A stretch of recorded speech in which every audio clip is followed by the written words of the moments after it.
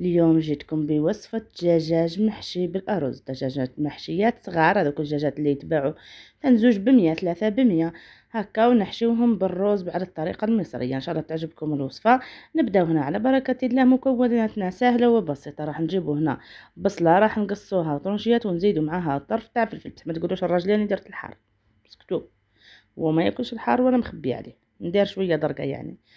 من جهة ثانية بعد ما قصيتهم في الأشوار، اللي ما عندهاش أشوار تقصهم بيدها. راح نستخدم هنا الزيت في كاسرونة، أي مرميطة عندك.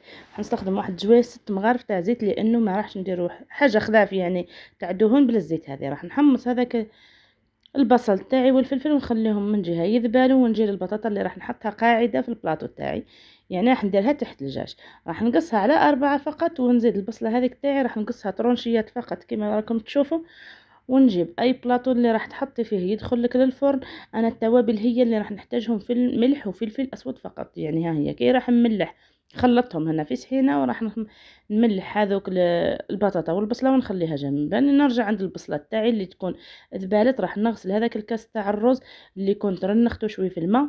انا هنا استخدمت الرز البسمتي، ونبدا نحمصه شوي شوي مع هذيك البصله. راح نزيد معاه هنا، راح ندير ملح، نصف ملعقه تاع ملح، وشويه توابل اعشاب منسمه. اللي ما عندهاش تستخدم فلفل اسود وراس الحانوت فقط يعني. راح نحمصه شويه ونزيد عليه كاس تاع الماء، يعني ما راحش نكملو نطيبوه طياب كامل، راح نديرو له كاس فقط ونغطيو عليه ونخليه من جهه يطيب، يعني على النار قويه، ما راحش نقصوا له النار كليا، شويه برك. هنا اول ما يشرب لي هذاك الماء راح نجيبه نفرغه في اي بلاطو باش يبرد. لازم يبرد لك باش تقدري تحشي به الدجاج تاعك. انا الدجاجات تاعي ها هما كي بعد ما غسلتهم بماء دافي وفارينه وملح. انا ما نستخدمش الخل، راني نستخدم فارينه وملح وشويه ماء دافي ينحي لي داك الدم اللي كان في اللحم ولا في الدجاج عفوا، وينظفهم لي كليا. شوفي ها، بعد ما مسحتها من الداخل بملح، راح نشيحهم جيدا، ونجيب هذاك الملح والفلفل الاسود.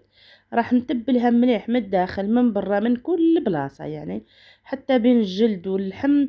راح ندخل هكا ونثقبها بصبعي ولا بالموس، وندخل فيها هذاك التتبيله تاع الملح والفلفل. راح نكمل حتى واذا ممزقه ما عندك حتى مشكل، يعني تقدري حليها شوي هكا بالموس باش يدخلها الملح والفلفل الاسود مليح، لانه ما كانش تتبيله واحده اخرى راح نديروها بصح والله راح تلقاو طعمها احسن من تاع المحلات كي طابت، يعني فرق بعيد، وطريه وبنينه وبنتها هايله جدا.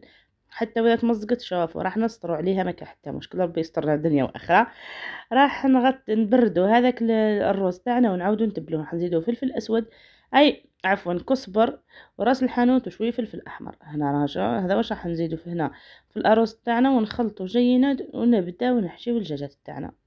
شوفي ها هي كي راح نبدا نحشيها من الداخل بين الجلده واللحم، في كل مكان راح نحشيها مليح بالرز. يعني هذاك الرز راح يعطي لها ذوق رائع، لان التوابل راهي كاينه في الارز، والبصله كلش راهو في الرز، والرز هذاك راح يطلق التتبيله تاعو على الدجاج. راح نكمل نحشيهم كامل هكا، واذا حتى قلت لك تمزقت عادي ما عندنا حتى مشكل. راح نكمل ونحكموهم بالطريقه هذه، ونجيب كيردو، يعني ما كان حتى حاجه يعني تقولي عليها ينفازنا ما تقدرش نحكمها ولا.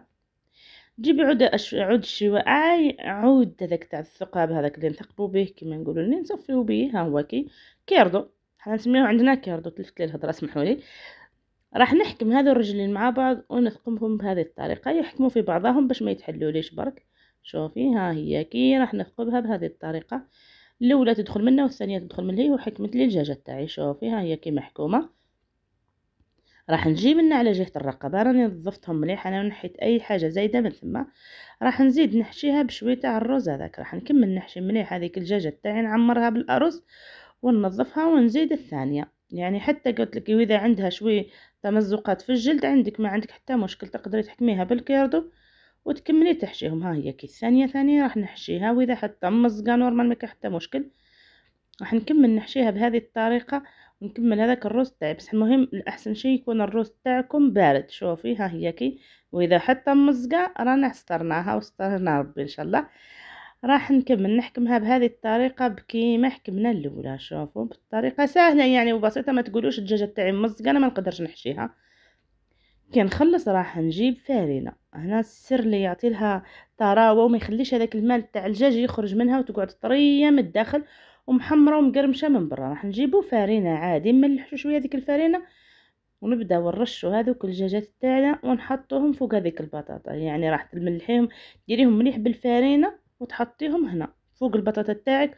تجيبي ورق الزبده تغطيهم مليح، تبليه وتغطيه وتغلفيه بالالمنيوم، وحاولي تقفلي مليح عليهم باش يطلقوا هذاك الماء. وقفلي مليح. شوفي انا كانت مرخوفه شوي هنا، شوفيها هي كي انا ما طولتش عليها. لو كانت تزيدوا تطولوا عليها انا هنا خليتها يا ربي ما لحقتش عليها ساعه حليت، كنت مزروبه شفتوا اللي يزرب. كان خليتها راح نلقاها تحمر. شوفوا بدات تتحمر. هنا راح نشعل لها الشوايه من الفوق ونخليها تحمر. متحمرت من الجهه الثانيه نقلبتها. واذا شفتوها تبان هكا شيحه تقدروا تدهنوها بشويه زيت فقط. انا هنا الزيت كان في الكاسرونه، راح ندخلها بشويه زيت وندخل نرجعها الفور. شوفوا كيف حمارت طايبه زبده. شوفوا نحيو هذاك الكيردو الروز تاعنا طايب مفلفل، وبنتها ما نحكي لكم شو طري من الداخل، حتى الصدر هذاك السكالوب كما نسميوه حنا رائع جدا طايب زبده. والروز شوفوا شكلهم فلفل وكل حبه وحدها، وبنت التوابل بقات فيه هكاك وعطات له ريحه وعطات بنه للدجاج تاعنا. ان شاء الله تكون هذه الوصفه عجبتكم، وتشاركوا في القناه وتدعموني باللايك وتجربوها، وان شاء الله تكون في حسن ظنكم يعني الوصفات تعجبكم. في امان الله وحفظه.